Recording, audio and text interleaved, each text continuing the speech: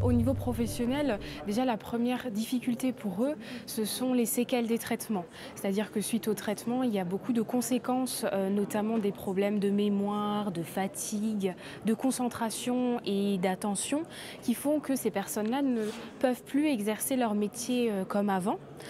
Et du coup, ça va leur demander très souvent des aménagements de poste, parce que les personnes ne sont plus en capacité de faire 7 heures par jour, elles ne peuvent plus faire que des demi-journées, ou alors à tel point parfois que les séquelles des traitements vont faire que les personnes vont être obligées de se reconvertir parce que justement ces séquelles sont trop fortes.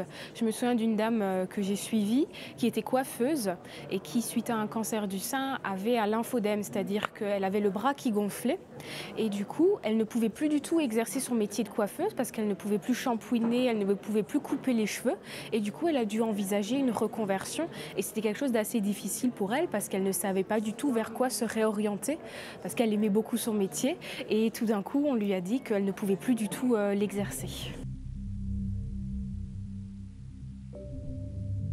Je pense qu'il faut que la question du retour ou du moins du maintien dans la vie professionnelle soit quelque chose qui soit abordé beaucoup plus tôt dans les traitements.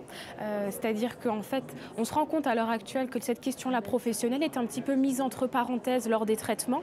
Oui, il y a beaucoup d'énergie à donner pour les traitements, pour suivre tous les rendez-vous médicaux et c'est quelque chose qui est mis entre parenthèses. C'est pas forcément toujours évoqué avec une infirmière, un oncologue et donc du coup, c'est pas préparé. Et on sait à l'heure actuelle que anticiper et préparer son retour, ça permet d'avoir des aménagements, ça permet de pouvoir les mettre en place. Parfois aussi, ça permet de pouvoir faire des demandes. Parce que par exemple, en France, pour faire une reconnaissance en tant que qualité de travailleur handicapé, on sait qu'à l'heure actuelle, le dossier prend plus de 6 mois.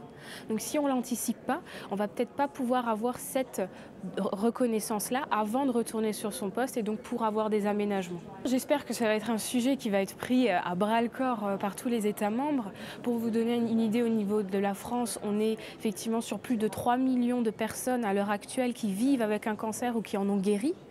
Sur ces personnes-là, on a 400 personnes par jour qui sont en activité professionnelle et qui sont diagnostiquées d'un cancer.